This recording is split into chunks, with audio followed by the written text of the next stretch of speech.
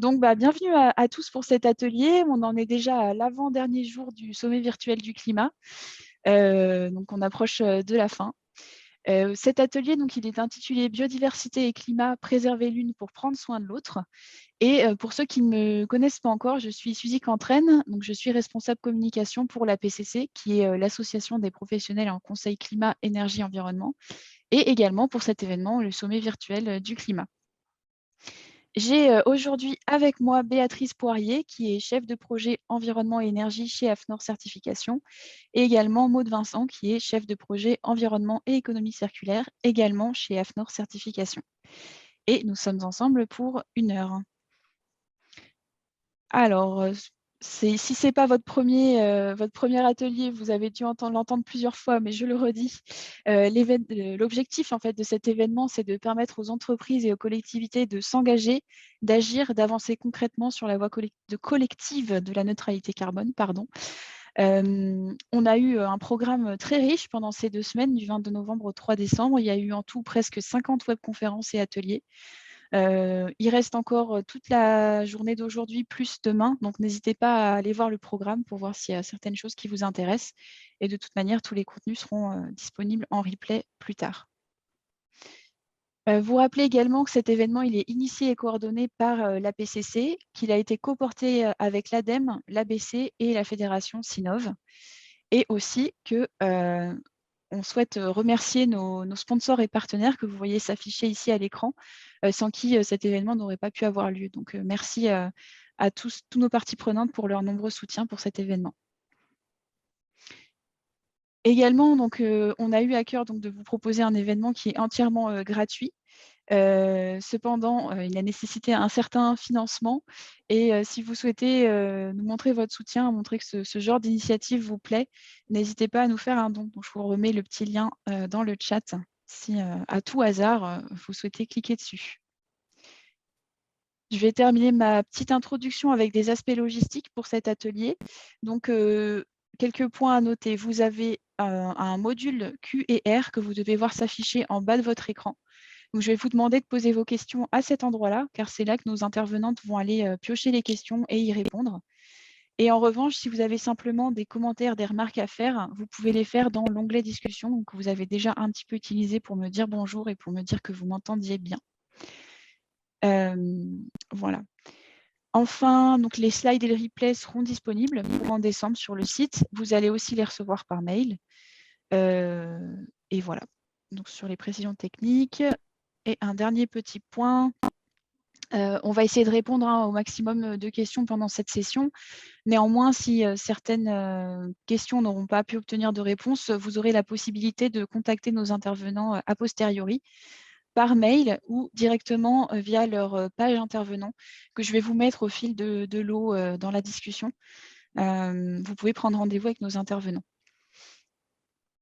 Et il me semble que j'ai tout dit. Je vais pouvoir vous passer la main, Béatrice et Maud. Donc, je vais arrêter mon partage d'écran et c'est à vous. Alors, merci Suzy. Donc, nous allons le sujet de la biodiversité et du climat, c'est vrai que c'est des sujets qu'on a longuement un petit peu opposés, mais je pense qu'il est important de les prendre l'un avec l'autre, et c'est ce qu'on va tenter d'évoquer ensemble ce matin. Alors, on va passer à la diapo suivante. Donc, c'est vrai que donc, je suis Béatrice Poirier, je suis chef de projet environnement et énergie au sein d'AFNOR Certification, au sein d'un département en charge du marketing et de solutions et d'expertise. Et Maud, je te laisse aussi te présenter rapidement. Oui, du coup, je suis Maud Vincent, chef de projet environnement, économie circulaire, dans le même département que Béatrice. Voilà. Alors, donc, donc là, le programme, on va d'abord exposer comment est-ce qu'on peut mettre en place, exposer quelques éléments de contexte, comment est-ce qu'on peut mettre en place une démarche, mesurer les impacts des entreprises sur la biodiversité. On fera un focus sur la norme, sur les démarches biodiversité des organisations. Et puis, on verra par quels moyens vous pouvez entraîner l'ensemble de votre entreprise et faire reconnaître votre démarche vis-à-vis de l'extérieur. Et puis, on répondra à vos questions. Alors, donc, par rapport aux éléments de contexte, il y a un point important, c'est que il y a un rapport récent qui est paru, donc le GIEC et l'IPBES. Donc l'IPBES, on a coutume de dire que c'est le GIEC pour la biodiversité. Donc c'est une plateforme biodiversité pour le développement des polices, c'est pour le développement intergouvernemental pour la biodiversité et les écosystèmes. Donc, ce qui est important de souligner, c'est que l'activité économique humaine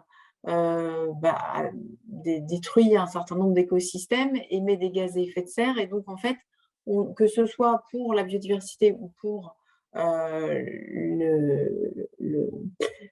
le changement climatique, on a vraiment les mêmes causes. Donc rapidement,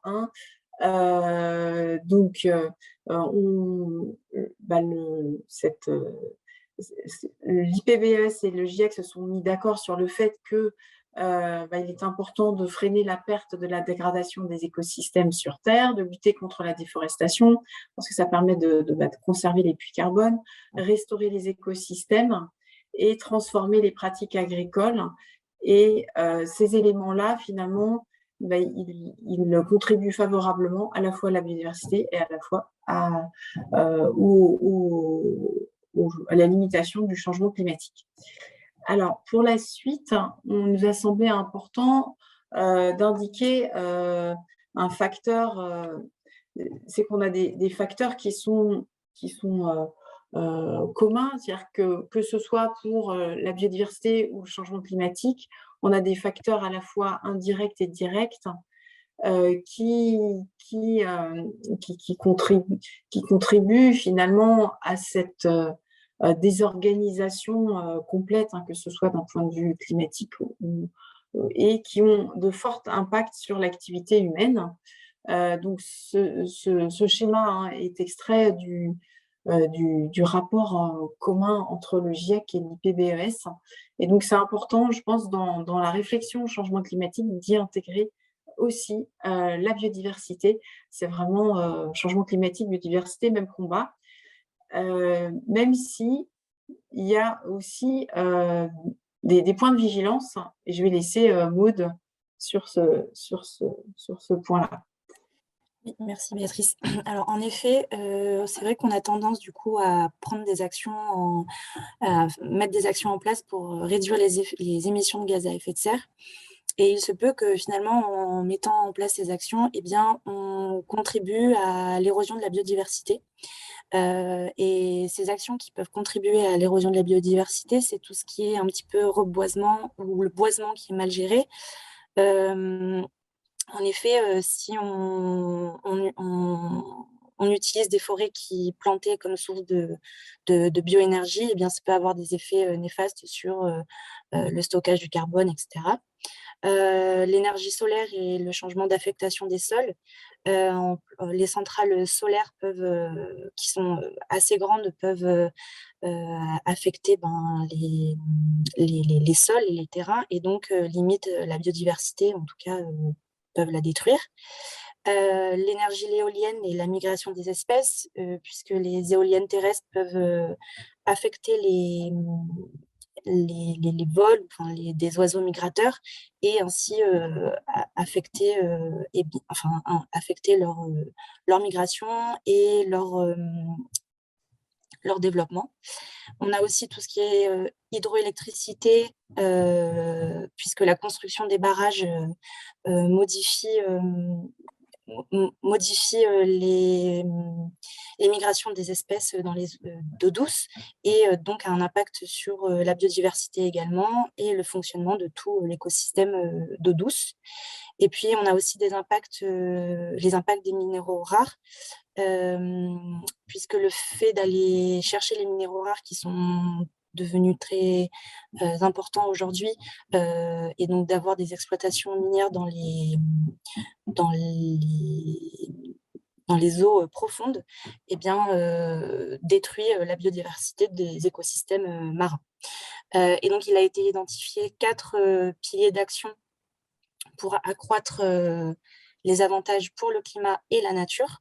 Et premièrement, c'est la protection, hein, protéger nos écosystèmes, donc prendre en compte et le climat et la biodiversité et voilà, et savoir faire faire une comparaison et puis ne pas dégrader. La restauration, donc restaurer les écosystèmes qui peuvent être source de bénéfices et pour la nature et pour le climat. Et donc, ça peut être tout ce qui est zone humide pour les puits de carbone et qui sont des foyers de biodiversité. On a aussi gérer, c'est gérer tout ce qui est, bon, on en parle un petit peu avant, mais c'est la valorisation des exploitations agricoles, forestières ou de pêche. Avoir une gestion durable de ces activités, c'est aussi protéger la biodiversité et à la fois protéger le climat et créer, c'est-à-dire soit innover d'une façon durable et en se basant sur la nature, ou bien créer dans des villes, créer du verdissement, des villes vertes, on va dire, et intégrer des puits de carbone ou intégrer des espaces verts tout simplement pour réintroduire la biodiversité et à la fois contribuer à l'atténuation du changement climatique. Et donc tout ça, on le prend pour un peu à la fois et prendre le changement climatique et la biodiversité. Eh bien, il est important de mener des évaluations de cycle de vie sur ces projets. Et c'est en menant une approche cycle de vie multicritère, en prenant en compte tous les éléments, qu'on va réussir à la fois assimiler ces deux problématiques et ne pas impacter l'une quand on veut conserver l'autre. Et donc ensuite, d'autres petits points d'actualité. Cette année, la biodiversité a été mise à l'honneur et on peut notamment le constater en septembre, il y a eu le congrès de l'UICN à Marseille, début septembre, qui a vraiment mis un accent sur qui a porté la reprise économique sur la nature, les crises de la biodiversité, le climat et le droit des peuples autochtones en matière de conservation. Et donc, l'ensemble des engagements qui ont été pris lors de ce congrès ont été publiés dans le manifeste de Marseille, qu'on peut retrouver un peu partout en ligne. Et les engagements, notamment les engagements principaux qui ont été pris, en tout cas ce qui nous concerne aujourd'hui, c'est l'intégration des risques financiers qui sont liés à la perte de la biodiversité. En analysant donc avec une analyse économique et financière pour renforcer tous les investissements qui sont favorables à la biodiversité. Et donc là, à partir de ce moment-là, en faisant le lien, on a aussi le décret de la loi énergie-climat qui est déjà issu de la loi transition énergétique pour la croissance verte, qui a mis cette fois-ci vraiment un accent sur la publication des risques liés au changement climatique et à l'érosion de la biodiversité.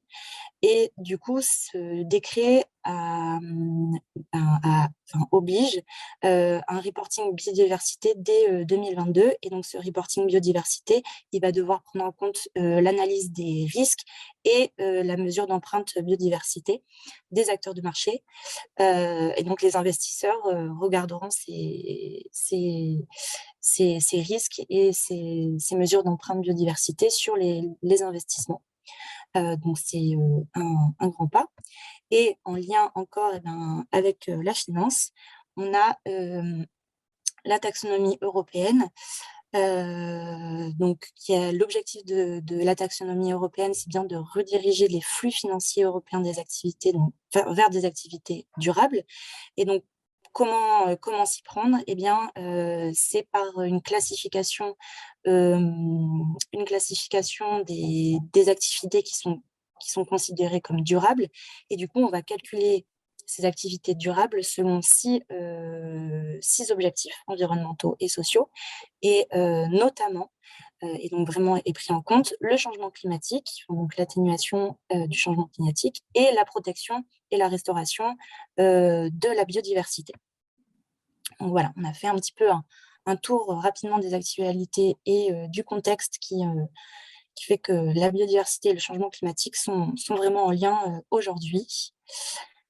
Et maintenant, on va un peu voir comment, du coup, on met en place une démarche biodiversité dans son entreprise, quelles sont les étapes principales et pourquoi s'engager aussi dans une démarche.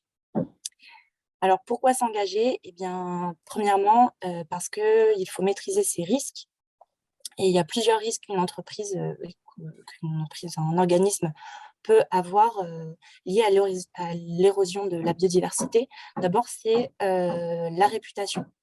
On voit aujourd'hui, la marque employeur est importante, la réputation auprès des clients est importante, et donc s'engager dans la préservation de la biodiversité, c'est aussi gagner une forme d'image.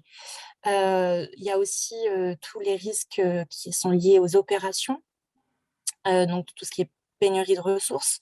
On le voit aujourd'hui, il y a des pénuries de ressources matières premières. Du coup, il y a une augmentation des prix. Et du coup, ça perturbe également l'activité ou vos activités dues à ces changements sur les écosystèmes. On a aussi des risques qui sont liés au marché et aux produits, puisque les consommateurs aujourd'hui sont de plus en plus en demande de produits et de services qui sont durables. Et puis, on a le développement de labels et d'indicateurs vraiment liés à la biodiversité ou à l'environnement dans sa globalité, qui fait qu'on peut vraiment différencier un produit ou un service d'un autre et choisir celui qui correspond le plus à ses valeurs. La réglementation, on a de plus en plus de réglementations, de règles, de contraintes réglementaires liées à la préservation de la biodiversité. Et puis, les risques financiers, on l'a vu juste avant, mais voilà, il y a de plus en plus, il y a un intérêt vraiment croissant des investisseurs sur les activités durables. Mais il n'y a pas que les risques, puisqu'on peut se baser sur ces risques pour finalement créer des nouvelles opportunités de développement dans son entreprise. Et donc de réputation, c'est vraiment s'engager pour la biodiversité, c'est aussi renforcer son ancrage territorial, puisqu'on va prendre en compte là où on est implanté et améliorer son image et surtout la marque employeur, comme je disais avant, la marque employeur de l'entreprise. Au niveau des opérations, c'est donc sécuriser son approvisionnement en valorisant des modes de production durables, par exemple, ou minimiser l'artificialisation. Le marché et le produit, on a un petit peu parlé avant aussi, mais c'est du coup innover, développer des produits ou des services en s'inspirant de la nature. Tout ce qui est réglementaire, eh bien, c'est une opportunité de mettre en place une veille sur la réglementation et les futures contraintes réglementaires, et de ne pas voir ça comme des contraintes, mais plutôt comme des opportunités, et de pouvoir être en avant. Et financier, eh bien, c'est accéder à de nouveaux types de financement, comme on a vu un peu tout à l'heure. Et je vais laisser la place à Béatrice pour la suite. Alors, donc, par rapport à tout ce contexte, concrètement, dans vos entreprises, comment prendre cela en compte? Alors d'abord, ce qui est important, c'est de prendre à la fois en compte ces activités directes, mais aussi ces activités indirectes. Et donc, je dirais que la première chose, c'est vraiment d'identifier vos activités et associer à ces activités, eh bien, c'est de voir quelles sont ces activités qui peuvent contribuer positivement ou négativement aux 5 facteurs d'érosion de la biodiversité qui sont définis, à savoir, par exemple, le changement d'usage des terres ou des mers. Donc, dès lors que j'avais une forêt, je le transforme en un champ, ou j'avais un champ, je le transforme en lotissement ou en construction. Mais là, je change l'usage et forcément, j'ai une baisse de la biodiversité. Donc, l'idée, c'est de voir quelles sont les activités qui contribuent positivement, négativement, voire positivement, par rapport aux pollutions, par rapport à l'exploitation des ressources naturelles, au changement climatique, parce que le changement climatique influe aussi sur la biodiversité, et par rapport aux espèces exotiques et envahissantes. Il peut y avoir des activités, notamment l'activité transport, peut être génératrice de transfert d'espèces exotiques et envahissantes. Ensuite, ce qui est important pour la mise en place d'une démarche, c'est de s'appuyer sur ce que vous avez déjà dans vos entreprises. Vous avez peut-être déjà initié une démarche RSE, vous êtes peut-être certifié ISO 14001. Donc, l'ISO 14001, c'est la norme sur les systèmes de management de l'environnement. Donc, vous avez forcément initié des choses. Donc, déjà, c'est identifier ce que vous avez fait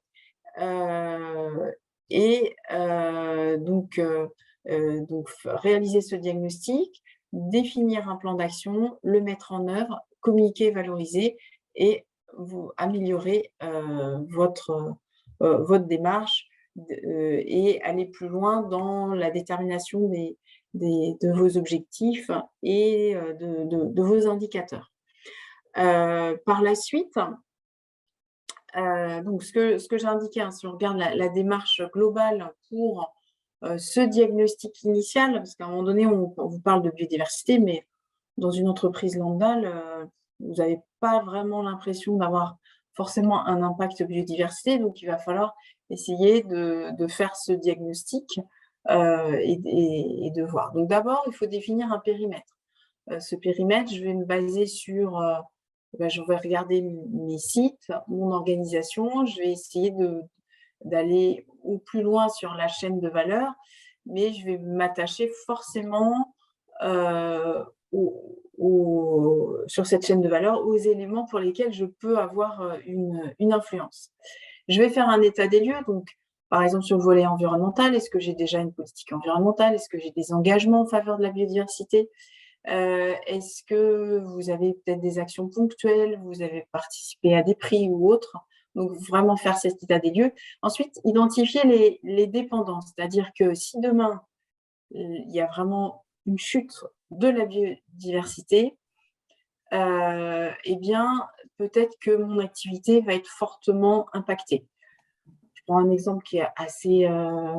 si je suis un producteur, je ne sais pas moi, de compote, eh bien, la chute de la biodiversité, la chute des pollinisateurs peut avoir une influence forte sur les rendements de la production de fruits. Et donc, forcément, ça va avoir un impact très fort sur mes activités. Donc là, ça s'entend assez bien. Sur d'autres activités, c'est peut-être un peu plus difficile, mais il y a nécessité de voir dans quelle mesure je dépends de la biodiversité. Ensuite, quels sont les impacts directs et indirects? Donc, mon activité, elle participe peut-être pour certaines à l'érosion, pour d'autres à la restauration. Donc, voir les deux. Et voir à la fois sur l'amont, sur l'aval, et voir où s'exercent les pressions. Ensuite, je vais identifier les risques, les opportunités. Donc, c'est un petit peu le travail qu'on a fait, les quelques diapos que Maud vous a présentés précédemment. Et voir aussi les besoins. Alors là, on a mis PP, c'est parties prenantes. Quels sont les besoins des parties prenantes? Et aussi, c'est identifier ces parties prenantes dans mon écosystème économique, identifier ces socio-économiques, identifier ces parties prenantes. Et puis, avec l'ensemble de ces éléments, donc les besoins des parties prenantes, l'identification de mes dépendances, voir où sont mes impacts, c'est de hiérarchiser, de croiser ces données et de les hiérarchiser pour avoir des grandes lignes directrices afin de définir un plan d'action et des actions. Donc ça, c'est la démarche globale. Alors, juste un zoom par rapport aux dépendances écosystémiques. Comme je le disais tout à l'heure, l'exemple d'un fabricant de compote de fruits s'entend assez facilement. Mais il faut quand même avoir à l'esprit que la biodiversité contribue largement à plein de choses, la fertilisation des sols, l'épuration de l'eau, la prévention de certains risques, donc des inondations, les matières premières, la pollinisation, la nourriture, etc. Donc, bien identifier ces dépendances, c'est un point important et ça va vous donner aussi des leviers en interne pour la prise en compte par les directions qui ont souvent quand même le nez derrière leurs indicateurs financiers. Et c'est par ce risque-là que vous allez réussir peut-être à faire avancer votre projet biodiversité. Donc, on va identifier certains services, les services d'approvisionnement, donc tout ce qu'on tire des écosystèmes, les services de régulation, les services de soutien, donc les processus naturels qui servent de support à d'autres services, et puis enfin les services culturels dans toutes les cultures du monde. Une place belle est laissée souvent au jardin, c'est pas par hasard. Il y a quand même un service, une valeur culturelle et patrimoniale à prendre en compte. Alors, je vois que l'heure file très vite, on a encore plein de choses à vous dire, donc on va aller un peu plus rapidement. L'autre point par rapport aux dépendances, c'est bien de les identifier par rapport aux 5 facteurs d'érosion que je citais tout à l'heure, à savoir le changement d'usage des terres, la surexploitation des espaces naturels, les pollutions de l'eau, de l'air et du sol, le changement climatique et l'introduction d'espèces. Donc, l'idée, c'est que chaque impact et niveau de dépendance puisse être évalué, alors, soit de manière qualitative, parce que ce n'est pas forcément évident de trouver des données sur ces éléments, donc fort, moyen, faible. Et puis l'idée, c'est aussi de passer rapidement à l'action et pas de perdre non plus trop de temps dans l'évaluation, même si cette évaluation est importante. Ça peut être semi-qualitatif, voire quantitatif, si on a accès facilement à de la donnée. Alors, après, pour la suite, donc, une fois qu'on a l'ensemble de ce diagnostic initial, il est facile de dresser un plan d'action, de se définir des objectifs qui sont mesurables, atteignables, réalistes, spécifiques, définis dans le temps, comme tout objectif dans une démarche, définir des actions et puis construire des indicateurs, faire des audits, des revues de direction.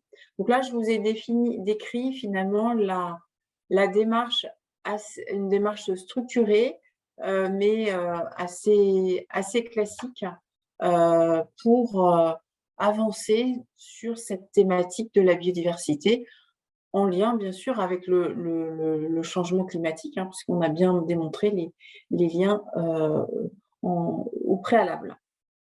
Alors,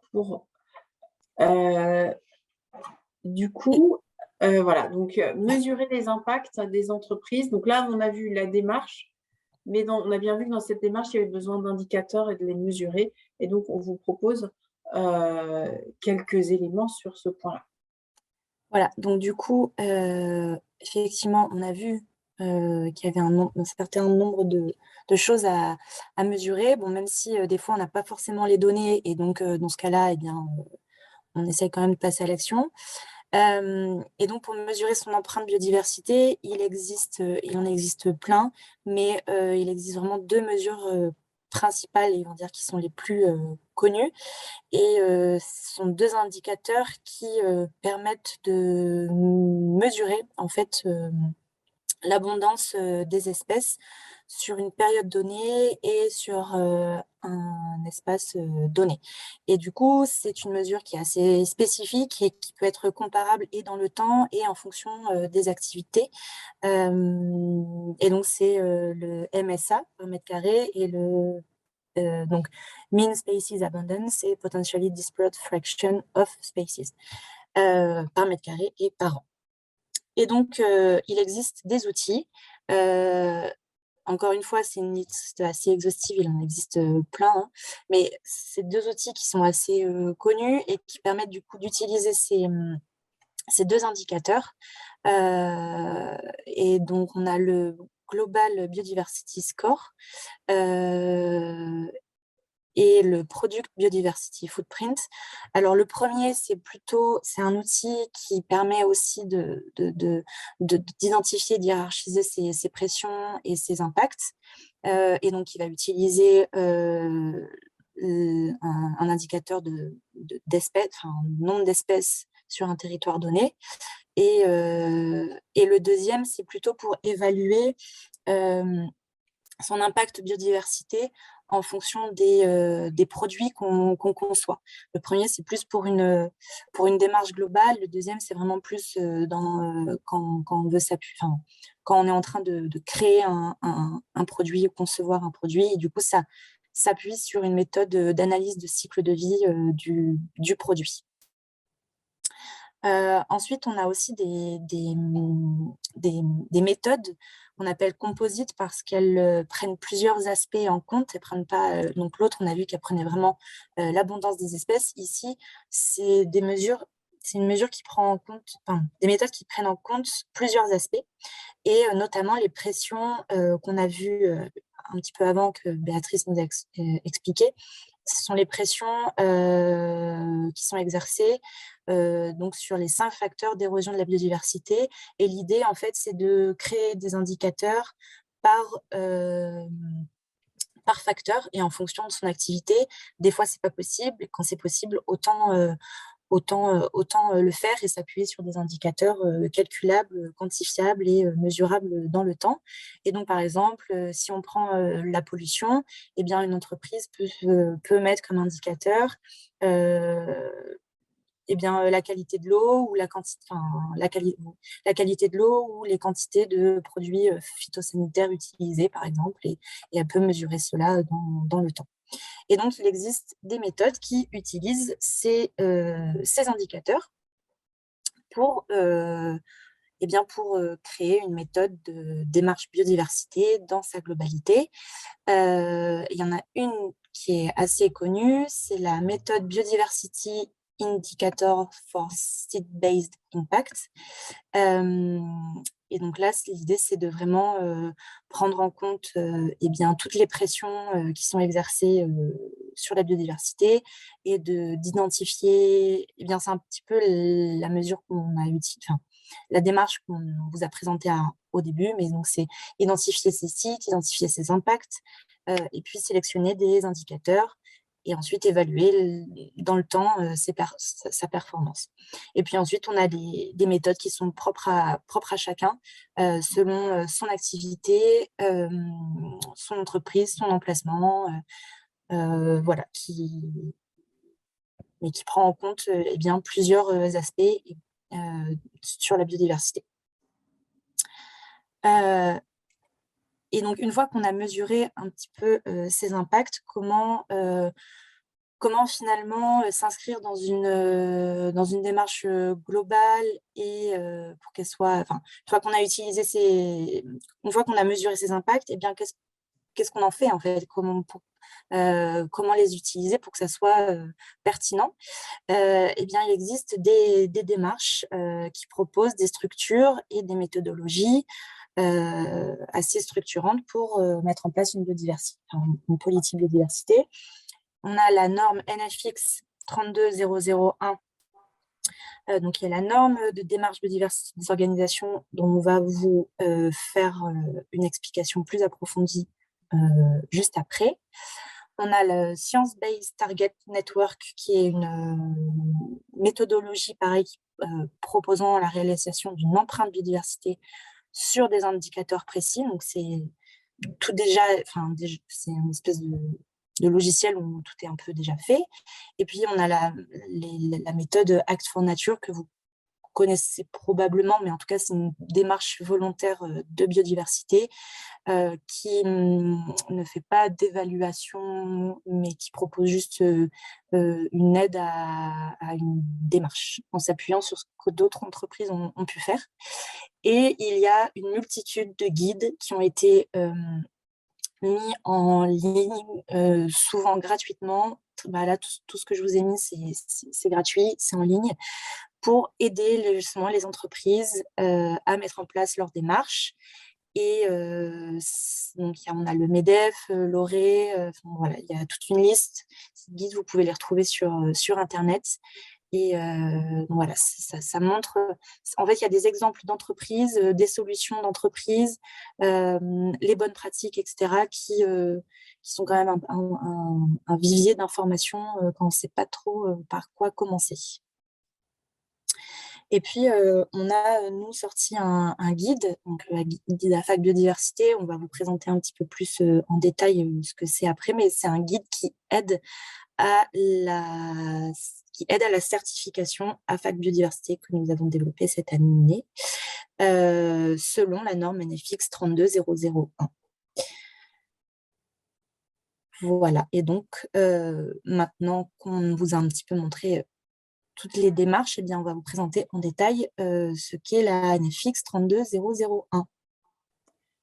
Alors, donc cette norme avec son petit nom un peu barbare, c'est une norme qui est sortie en début d'année 2021, qui finalement est le consensus d'un certain nombre de parties prenantes qui se sont réunies autour de la table au sein d'une commission de normalisation, la commission de normalisation biodiversité.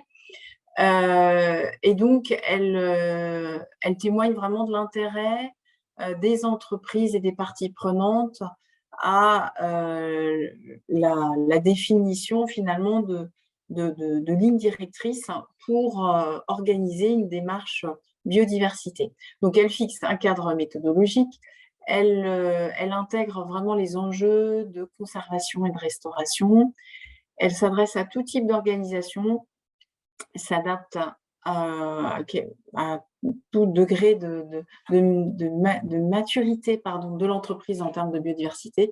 Et alors, ce qui est important, c'est qu'elle inscrit vraiment cette démarche en mobilisant les parties prenantes, parce qu'une démarche biodiversité, ça se construit et ça se fait pas tout seul, juste entre les membres de l'entreprise, mais il y a forcément nécessité de s'ouvrir à des parties prenantes. Alors, concrètement, donc là, on a défini le cadre. Donc, comme je le disais, je vois l'heure qui tourne, j'aimerais quand même qu'on puisse répondre à des questions, que je vais aller assez vite. On a le poids des parties prenantes qui est important. Donc, ça passe d'abord, ces lignes directrices définissent, demandent à ce qu'il y ait une détermination de ces parties prenantes et de leurs attentes, de définir un périmètre, d'impliquer aussi ces parties prenantes. Il y a la nécessité d'un diagnostic biodiversité, donc tel qu'on vous l'a décrit juste avant. La nécessité de planifier, de définir des objectifs et de planifier des actions, de les mettre en œuvre, et puis de voir les résultats de ces actions. Alors, on est d'accord, hein, la biodiversité, on est sur du vivant, donc parfois on met les conditions, on a l'impression d'avoir mis toutes les conditions pour que la biodiversité progresse, et finalement, c'est pas le cas. On est d'accord que les indicateurs, ils vont être dans cette démarche biodiversité, ils seront de plusieurs ordres. Bien sûr, sur des éléments de mesure, hein, de la biodiversité, mais aussi sur des éléments liés à la démarche. Est-ce qu'on a fait tout ce qu'il fallait pour pouvoir s'améliorer et définir des éléments, et définir sa démarche et progresser dans cette démarche. Ensuite, donc la diapo d'après.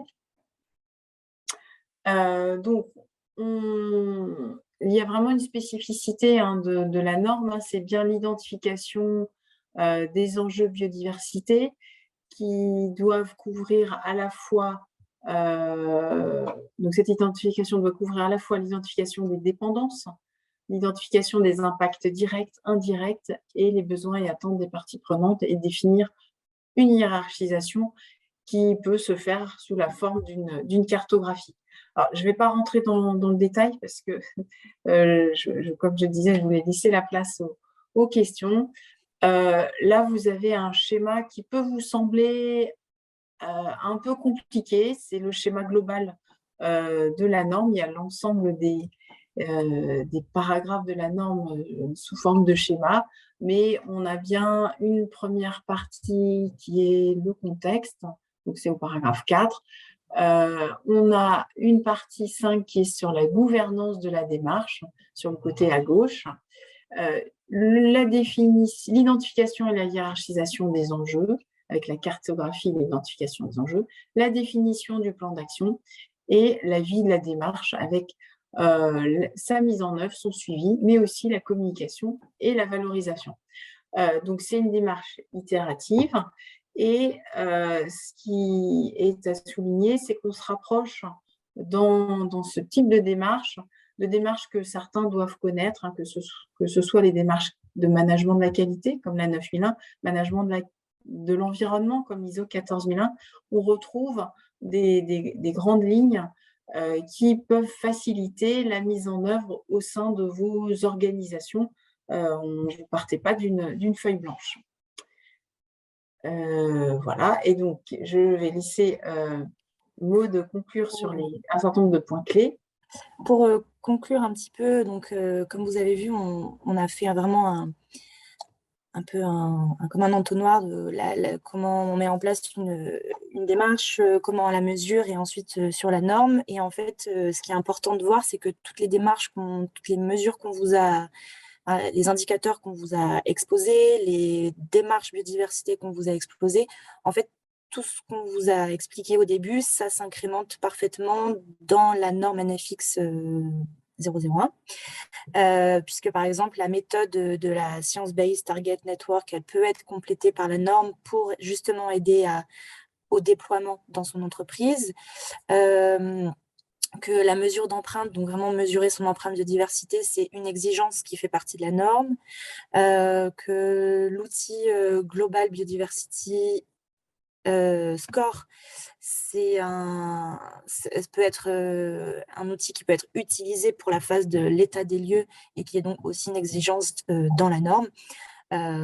Enfin voilà, l'idée c'était vraiment de vous montrer que que, que tout s'incrémente ensemble et rien n'est.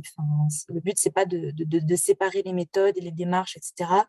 Le but, c'est vraiment de tout mettre ensemble et de voir que finalement, cette norme permet d'associer les différents éléments qu'on peut déjà avoir finalement mis en place dans son entreprise. Et voilà. Et donc les moyens vraiment pour faire progresser son entreprise et faire reconnaître sa démarche. Donc là, on vous a explicité le contenu de la norme. Au sein du groupe AFNOR, on a plusieurs métiers. Il y a AFNOR Normalisation, donc c'est cette commission qui a permis la rédaction de la NFX 32001, donc sur les démarches biodiversité dans les entreprises. Donc, si ça vous intéresse, vous pouvez parfaitement contribuer aux travaux de normalisation dans le cadre de la commission de normalisation biodiversité. Ce qui est important de souligner, c'est que vous avez en cours un projet de norme sur le génie écologique et un projet de norme sur la mesure et le suivi des impacts biodiversité. Et donc, en lisant les questions, on a pas mal de questions sur ce sujet-là. Donc, si certains d'entre vous sont intéressés de participer, de bien comprendre tous ces éléments, vous pouvez contribuer dans le cadre de la commission de normalisation. Et il y a un point que j'ai oublié de préciser sur la NFX 32001, c'est que cette norme est actuellement portée au niveau international et devrait en ressortir une norme internationale d'ici quelques temps. Voilà, donc si vous êtes intéressé, n'hésitez pas à contacter Olivier Cartini. On propose aussi au sein d'AFNOR Compétences, donc l'entité formation du groupe AFNOR, un certain nombre de formations sur la biodiversité et notamment maîtriser la norme et mettre en place une démarche biodiversité exemplaire. C'est une nouveauté de cette année. Et puis, au sein d'AFNOR Certification, donc notre entité, donc on a le guide AFNOR, le guide de la certification AFAC Biodiversité que vous pouvez télécharger gratuitement.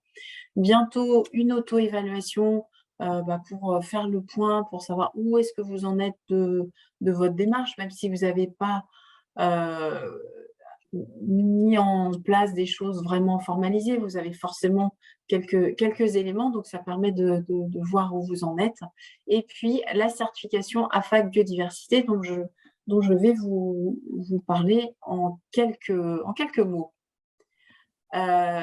Donc, par rapport à cette certification AFAC Biodiversité, on s'appuie largement sur la méthode, je dirais, de certification, avec, donc, vous allez d'abord préparer en suivant les lignes directrices de la norme, préparer l'identification et la hiérarchisation, mettre en œuvre votre organisation. Et ensuite, vous pourrez, une fois que vous avez mis tout ça en œuvre, vous allez pouvoir nous solliciter pour un audit de certification. Et à l'issue de cet audit de certification, si tout est conforme, vous pourrez communiquer sur votre certification selon la norme NFX 32001 sur la biodiversité.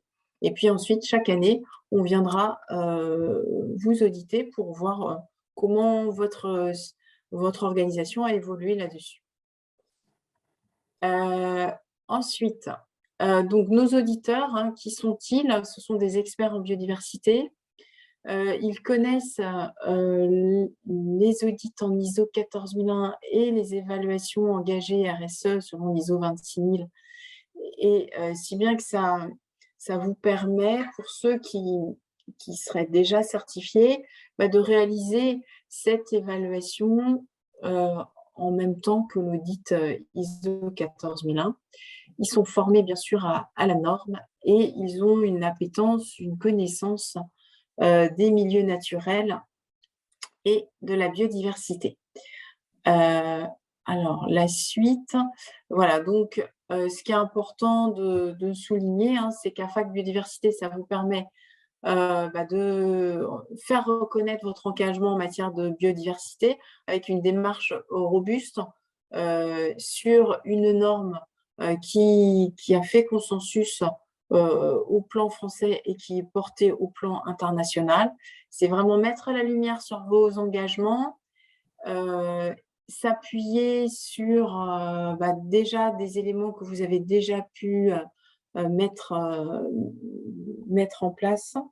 Et alors nous, on s'attache fortement à la cohérence entre les enjeux liés à les enjeux de la biodiversité, vos engagements et vos actions mises en œuvre. Ce que je veux dire par là, c'est qu'il ne suffira pas de mettre des ruches sur le toit de votre entreprise. Ça ne suffit pas à démontrer une démarche cohérente en matière de biodiversité. C'est pas inutile, mais on demande d'aller plus loin dans ce domaine. Voilà, je crois qu'on va pouvoir passer aux questions. Alors, vous avez été nombreux à nous poser des questions. Alors, il y a une question intéressante. Avez-vous une hiérarchie des secteurs d'activité les plus impactants pour la biodiversité? Alors, on n'a pas fait ce travail de hiérarchisation des secteurs d'activité. Dans tous les cas, par rapport aux demandes qu'on peut avoir, on est pas mal sur le secteur de l'extraction, l'extraction de matériaux, par exemple, la construction d'infrastructures, mais aussi on est pas mal sollicité par des entreprises qui ont du traitement de l'eau, par exemple. Ça, c'est des secteurs qui nous sollicitent. Après, on n'a pas fait de travail vraiment sur quels sont les secteurs d'activité les plus qui ont le plus d'impact sur la biodiversité. Et après, ça dépend comment on regarde les choses. Si on regarde par rapport les secteurs les plus impactés, les plus dépendants de la biodiversité, donc là, clairement, ça va être le secteur agroalimentaire. Donc, je dirais que tous les secteurs sont quand même sont soit très dépendants, soit ont un impact fort sur la biodiversité. Donc, c'est une question auquel il n'est pas évident de répondre. Je ne sais pas si Maud, tu veux rajouter un commentaire. Non, je suis d'accord. Après, on a une autre question sur la notion de alors PDF, rien à voir avec les PDF par mètre carré et par an. Oui, je peux peut-être revenir sur le... Donc là, en fait, c'est une notion de... On regarde sur une année comment est-ce que ça évolue, est-ce que ça évolue positivement ou négativement. C'est pas une photographie, c'est plutôt une vidéo, si je pourrais si je peux schématiser ça. Et voilà, ça permet après d'avoir un peu de comparer d'une année à une autre le taux d'espèces qui a disparu ou augmenté sur un secteur défini et une période donnée. Donc voilà, c'est vraiment une mesure sur un aspect spécifique qui est vraiment les espèces animales. Alors après, on a d'autres questions, mais là il faudrait presque une autre conférence, notamment sur les risques financiers liés à la perte de biodiversité. Le reporting, là en fait, je pense qu'il faudrait faire une autre une autre webconférence sur ce sujet-là. Et puis, donc idem hein, sur qui sont les acteurs concernés par le reporting. Donc on est bien souvent sur sur les acteurs, ceux concernés par du CAC 40, etc., ceux qui sont sur les places boursières le plus souvent. Voilà. Après, je ne vois pas d'autres questions, si ce n'est des questions très larges. Alors, il y en a une. Donc, pour une PM qui souhaite démarrer et avoir une première sensibilisation et mesure, que conseillez-vous? Là, je pense le groupe AFNOR peut vous aider. Mais là, il faudrait qu'on voit en direct. Voilà. En fonction du besoin. Oui, voilà. Parce que Hack4 Nature est pas dans une démarche d'aide forcément, c'est plus un engagement. On s'engage sur un papier, mais il n'y a pas forcément d'évaluation derrière. Voilà, écoutez, j'espère que ça vous a convenu. Je crois que nous, on a fini pour les répondre aux questions. Ok, parfait. Merci beaucoup, hein, Maud et Béatrice. Alors, je vais juste remettre ma petite slide, même si, bon, vous avez compris le principe, mais je remets ma petite slide de fin. Merci beaucoup, hein, Maud et Béatrice, pour cet atelier. Merci aussi à nos participants.